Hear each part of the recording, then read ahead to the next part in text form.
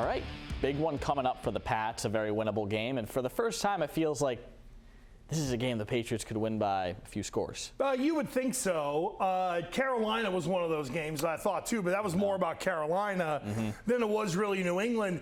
Sam, I'm a little worried about today only because there's the great factor of the unknown with Mike McCoy in there as head coach, and I do think there will be a bounce for this Titans team. The question is, do they go from really bad to average, or are they just a little better than what they are, and New England can still handle them pretty easily?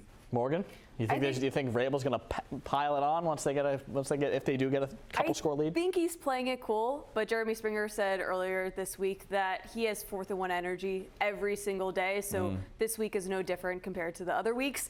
But I think it is for him. I think if I was him, I would take it personally. If somebody fired me and they're doing worse without me, I would take it personally. Yeah. As someone who's been fired and been vindictive for it, let me just say this, okay?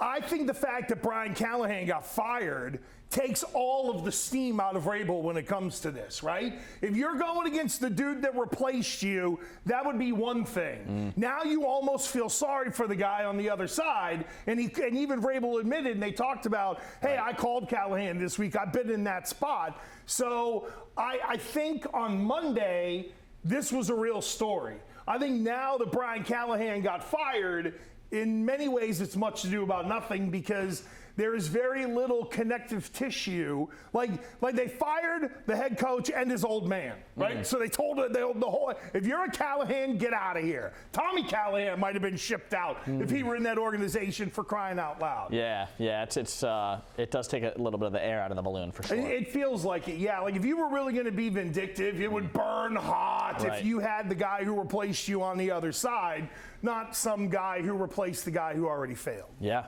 Morgan, the run game, they only had 73 yards last week on the ground. It's got to be better if you really want to take that next step. Yeah, they've been saying that all week. It's a key to the game, a key to the win. They rank 25th before and after contact. So they're not getting much of a chance to do the run blocking, and then they're not breaking many tackles. But if you think if they can put the run game together with how Drake May is playing, it's a dangerous team. Yeah. Well, I think we're going to see maybe a little more of Travion Henderson, and I start to wonder when the scheme or the style of run changes a little bit. You don't want to mess with it too much because you want to run your run plays out of formations that Drake May can operate and throw the ball out of. Right. Now, do you do that with Stevenson? Do you do that more with Henderson? How do you kind of balance that out? I wonder if, and they're not bailing on Ramondre, but if Ramondre was going to get 12 carries and Henderson was going to get 10, I wonder with a little tweak in scheme if, say, it turns into Henderson with the 12 carries and Ramondre with the 10, because you do have to start doing things differently up front because the O-line's just not performing.